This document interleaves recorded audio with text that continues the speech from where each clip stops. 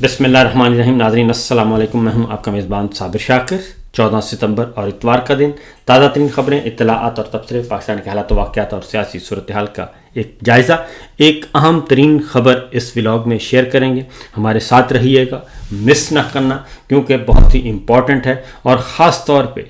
پاکستان کے ان عوام کے لیے جو آئین کی بالادستی، قانون کی حکمرانی کی جنگ لڑ رہے ہیں، جو جیل میں ہیں، صوتیں برداشت کر رہے ہیں. ان کے حق میں بہت بڑی گواہی آئی ہے اور موجودہ جعلی رجیم کو رسوا ہونے کا ایک اور ڈاکومنٹ سامنے آ چکا ہے. اور اس وقت جعلی رجیم پوری دنیا میں رسوا ہو رہی ہے، ذلیل و خوار ہو رہی ہے. و تو عز و منتشا و تو ذل و منتشا. اللہ تعالیٰ اقتدار، اختیار اور عہدہ دے کر بھی آزماتے ہیں، اور اللہ تعالیٰ اقتدار، اختیار اور عہدہ چھین کر بھی آزماتے ہیں. کبھی اقتدار کے ایوانوں میں بیٹھے بڑے بڑے لوگ رسوا اور ذلیل ہو رہے ہوتے ہیں، اور کبھی اقتدار سے اترے ہوئے لوگ اور جیلوں میں بیٹھ کر اللہ تعالیٰ انہیں عزت بخشتا ہے. یہی سب کچھ ہو رہا ہے اس وقت. الیکشن ہوئے تھے 8 فروری 2024 کو، اور اس الیکشن کے بارے میں ہمیں تو کوئی شبہ نہیں، پاکستان کے عوام بھی جانتے ہیں. لیکن جب تک کوئی اہم ترین ڈاکومنٹ سامنے نہ آ جائے تب تک دنیا اسے تسلیم نہیں کرتی. تو اب جناب وہ ڈاکومنٹ سامنے آ چکا ہے. یہ تو ایک عام روٹین ہے کہ جب بھی انتخابات ہوتے ہیں، خاص طور پر ترقی پذیر ملکوں میں، یہاں تک کہ ترقی یافتہ ملکوں میں بھی، تو انٹرنیشنل میڈیا بھی کوریج کرتا ہے، اور پھر انٹرنیشنل آبزرورز بھی جاتے ہیں جن کو مبصرین کہا جاتا ہے. تو پاکستان کے جو 8 فروری 2024 کے انتخابات ہوئے تو اس میں کامن ویلتھ آبزرورز آئے تھے، یعنی دولت مشترکہ کے ممالک جو ہیں ان کے آبزرورز کا ایک گروپ جو کہ 13 رکنی تھا وہ آیا تھا، اور وہ انتخابات کا جائزہ لینے آیا تھا. اس سے پہلے IMF کی ٹیم عمران خان صاحب سے ملی تھی، اور عمران خان صاحب نے صرف ایک ان سے یقین دہانی حاصل کی تھی کہ مجھے فری اینڈ فیئر الیکشن چاہیے. تو IMF نے وہ اس کی بھی یقین دہانی کروائی تھی، لیکن بعد میں سب کچھ جو ہے وہ مکر گئے. تمام کے تمام موجودہ رجیم جو ہے وہ اس وقت رجیم موجود ہے، انہوں نے ہی الیکشن کروایا تھا. 8 فروری 2024 کا جنرل عاصم منیر صاحب DG ISI تھے، لیفٹیننٹ جنرل ندیم انجم،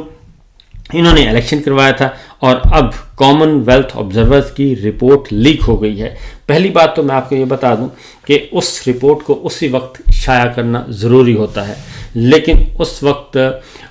ایک امریکنز پریشر بھی تھا انٹرنیشنل آبزرورز پہ، کامن ویلتھ کنٹریز پہ. ان کا بھی پریشر تھا، ڈیفینیٹلی تھا، کیونکہ اس وقت پریزیڈنٹ بائیڈن جو تھے وہ ان کی حکومت تھی، اور یہ جو عمران خان صاحب کی رجیم چینج آپریشن ہوا، ان کو اقتدار سے ہٹایا گیا، ان کی حکومت کا تختہ الٹا گیا، تو وہ ایک سائفر کے نتیجے میں تھا، یعنی امریکی حکم آیا تھا اور اس کے نتیجے میں یہ سب کچھ کیا گیا تھا. اس لیے اس وقت بھی پریزیڈنٹ بائیڈن موجود تھے جب 8 فروری 2024 کا الیکشن ہوا، اور اس لہٰذا پاکستان میں وہ ٹیم موجود تھی. مجھے یاد ہے اچھی طرح، ہم مسلسل واچ کر رہے تھے کہ اب پریس کانفرنس ہوتی ہے، اب ہوتی ہے. لیکن سرینا ہوٹل میں ان کا قیام تھا، وہ آئے سرینا ہوٹل اسلام آباد میں، انہوں نے مختصر سی سٹیٹمنٹ دے کے وہ نکل گئے، اور ریکویسٹ کی گئی گورنمنٹ کی طرف سے بھی، اور اصل جو ریکویسٹ کی گئی وہ امریکہ کی طرف سے کی گئی ہوگی یقیناً، کہ آپ اس رپورٹ کو شائع نہ کریں، کیونکہ اگر یہ رپورٹ شائع ہو گئی تو پھر اس کے بعد انٹرنیشنل کمیونٹی کے پاس، انسانی حقوق کی تنظیمیں جو عالمی ہیں ان کے پاس، اور جمہوری اداروں کو جو پروٹیکٹ کرتے ہیں ان تمام عالمی اداروں کے پاس پھر کوئی جواز نہیں باقی بچے گا. لہٰذا یہ صورتحال تھی، اس لیے وہ رپورٹ دبا دی گئی، چھپا لی گئی. جبکہ پاکستان میں پہلے سے پتن جو ہے جو مانیٹر کر رہا تھا انتخابات کو، وہ اپنے تمام پورے کے پورے حلقہ وائز ایک تفصیلی رپورٹ شائع کر چکا تھا کہ کس طریقے سے مسلم لیگ نواز کی صرف 17-18 سیٹوں کو 117-18 سیٹیں بنا دیا گیا. یہ اور اس کے بعد بھی جو کچھ ہوا وہ بھی ہمارے سامنے، لہذا اس میں کسی کو شبہ نہیں تھا. لیکن کامن ویلتھ گروپ جو ہے، کامن ویلتھ آبزرورز جو ہیں، ان کا طرف سے اب رپورٹ لیک ہو گئی ہے، اور یہ امریکی جریدے میں شائع ہو گئی ہے، امریکہ میں یہ شائع ہو گئی ہے. تفصیلی رپورٹ ہے، اور اس کے مطابق فروری 2024 کے انتخابات جو ہیں وہ 100% دھاندلی زدہ تھے، اور جس میں انتخابات میں ہونے والی بڑے پیمانے پر دھاندلی کا پردہ چاک کر دیا گیا ہے، اور اس رپورٹ کو اردلی حکومت کے ساتھ ساز باز کر کے دبا دیا گیا تھا، جس کا لیک ہونے والا مسودہ اب امریکی جریدے ڈراپ سائٹ نیوز نے شائع کر دیا ہے۔ یہ ڈراپ سائٹ نیوز وہی ہے جس نے سائفر کا مسودہ بھی شائع کیا تھا اور سائفر پیپر بھی شائع کر دیا تھا۔ ڈراپ سائٹ نیوز کے مطابق کامن ویلتھ آبزرور نے عام انتخابات کی نگرانی کے لیے فروری 2024 میں نائجیریا کے سابق صدر گڈ لک جوناتھن کی قیادت میں اپنا 13 رکنی مبصرین کا وفد بھیجا تھا، اور انتخابات کے فوری بعد جو ہے وہ انہوں نے ایک سٹیٹمنٹ دے کے سرینا ہوٹل میں وہاں سے نکل دیے تھے، اور تفصیلی رپورٹ جو ہے انہوں نے کہا تھا کہ بعد میں شائع کی جائے گی، لیکن اب جو ہے وہ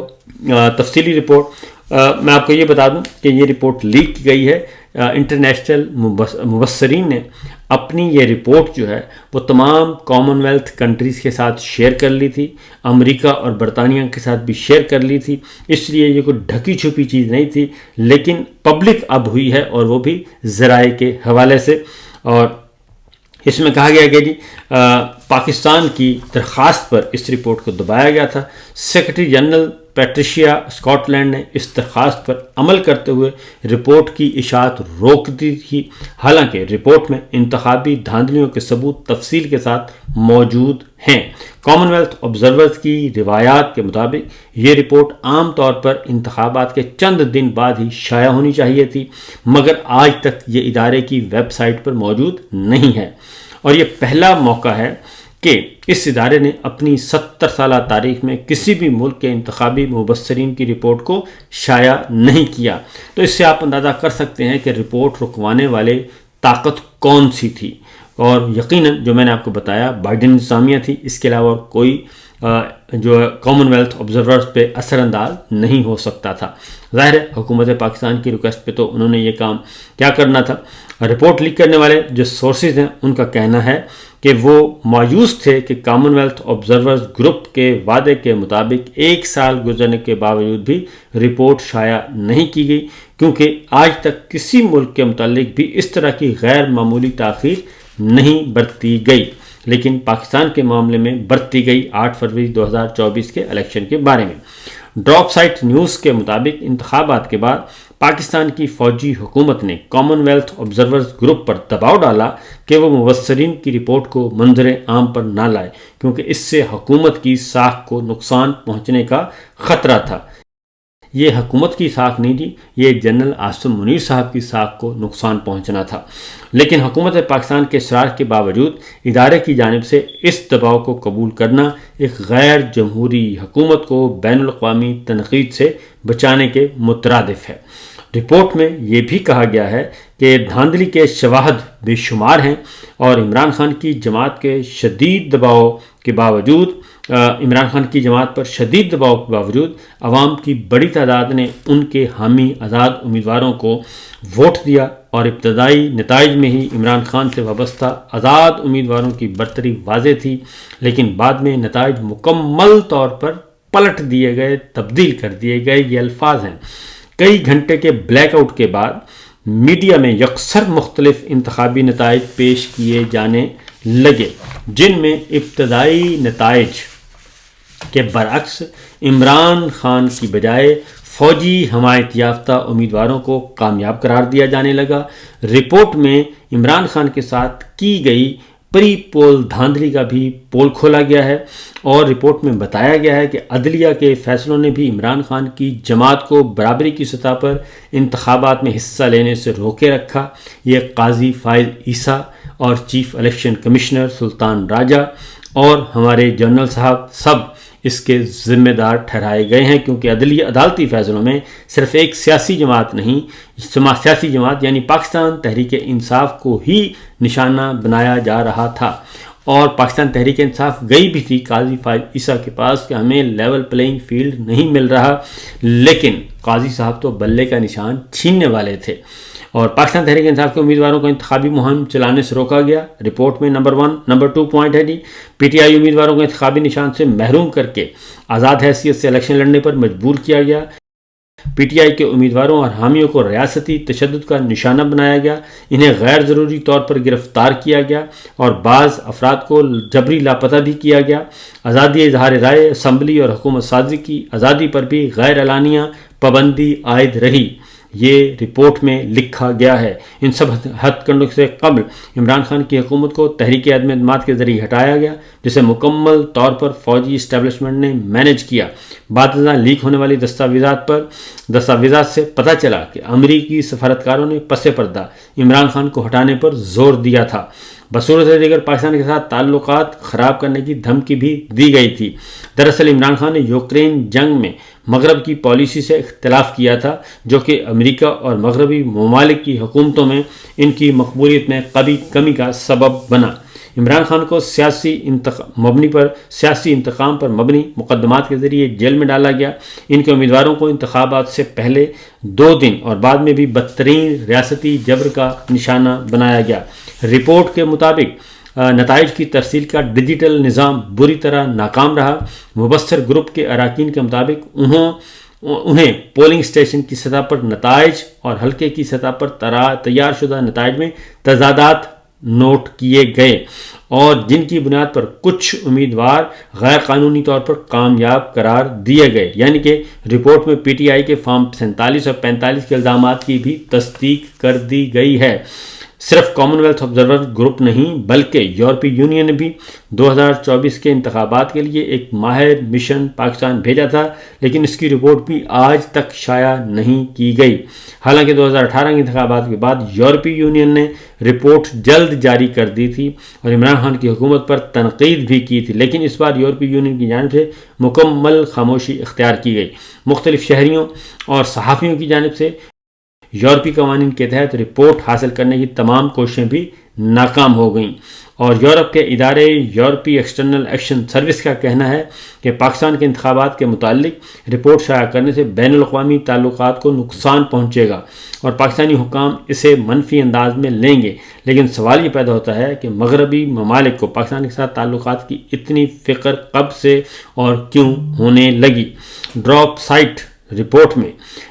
کہا گیا ہے کہ بین الاقوامی امور کے ماہرین کے تجزیے بھی شامل کیے گئے ہیں، اور بتایا گیا ہے کہ عمران خان روس یوکرین جنگ کے آغاز سے ہی مغربی ممالک کی پالیسیوں کے خلاف ہیں۔ اسی لیے یورپ، برطانیہ اور امریکہ اب تک پاکستان کی فوجی حکومت کے جبر پر خاموش تھے، لیکن اب چونکہ یوکرین جنگ اپنے اختتام کی جانب گامزن ہے، اس لیے ممکن ہے کہ یہ خاموشی ختم ہو جائے۔ اس کے بعد کیونکہ یہ رپورٹ جو ہے جی ہمارے لیے کم از کم نئی نہیں ہے، پاکستان کے عوام کے لیے نئی نہیں ہے، لیکن چونکہ جب بھی آپ کسی فورم پہ جاتے ہیں تو وہاں پہ آپ کے پاس ایک دستاویزی ثبوت ہونا چاہیے، تو یہ اہم ترین دستاویزی ثبوت ہے جو کہ کامن ویلتھ کنٹریز کے جو مبصرین تھے، انٹرنیشنل آبزرورز، یہ انہوں نے آبزرو کیا اور انہوں نے یہ رپورٹ سبمٹ کی ہے، اور یہ رپورٹ اب شائع نہیں بلکہ لیک ہوئی ہے، اور اس کے مطابق پاکستان کے 8 فروری 2024 کے انتخابات سے پہلے بھی اور بعد میں بھی اور الیکشن والے دن بھی دھاندلیوں کے ریکارڈ قائم کیے گئے۔ اور دوسرا یہ کہ آپ ذرا واپس چلیں کمشنر راولپنڈی لیاقت چٹھا صاحب کی طرف، انہوں نے بھی قرآن پاک پر حلف اٹھا کر کہا تھا کہ انہوں نے راولپنڈی ڈویژن کی تمام جو 14-15 سیٹیں تھیں قومی اسمبلی کی، اور اس کے نیچے 28 سیٹیں تھیں صوبائی اسمبلی کی، سب کی سب الیکشن چوری کیے گئے، نتائج تبدیل کیے گئے، 70 ہزار کی لیڈ کو تبدیل کیا گیا، اور نون لیگ کو وہاں سے جتوایا گیا اور پیپلز پارٹی کو جتوایا گیا۔ یہ وہ آلریڈی ایک کر چکے ہیں، اور انہوں نے استعفیٰ بھی دے دیا تھا، اور لیاقت چٹھا صاحب نے یہ بھی کہا تھا کہ انہیں پھانسی کے پھندے پہ لٹکایا جائے، اور ساتھ سلطان راجہ کو بھی اور قاضی فائد عیسیٰ کو بھی، وہ بھی اس جرم میں برابر کے شریک ہیں، تو ان کو اس وقت سے لاپتہ کیا گیا ہے۔ اور ورنہ کون کمشنر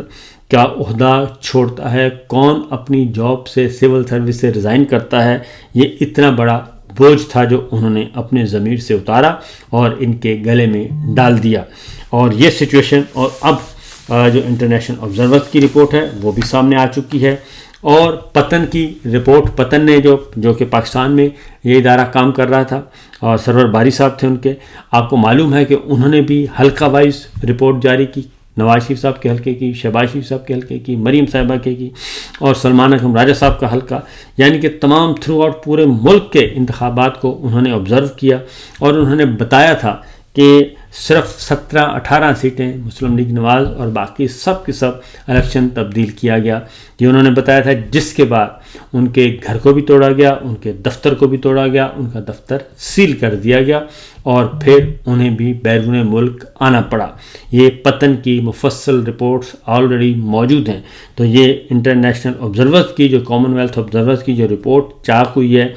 یہ ساری کی ساری بھی اس کو سپورٹ کر رہی ہے۔ لہٰذا اس کے اثرات کیا ہوں گے؟ اس کے اثرات جناب 100% جنرل صاحب کے خلاف جائیں گے، نواز شریف صاحب کے، مریم صاحبہ کے خلاف جائیں گے، اور اس کے علاوہ اور کچھ نہیں ہے۔ تو یہ ہے صورتحال، یہ سچویشن۔ اب میرا خیال ہے کہ عاصم منیر صاحب کو بھی تھوڑا سا خیال کرنا چاہیے اور اپنی غلطی کو تسلیم کر لینا چاہیے، اور اس جعلی رجیم سے چھٹکارا حاصل کر لینا چاہیے۔ فی الوقت اتنا ہی، اجازت دیجیے، اللہ حافظ۔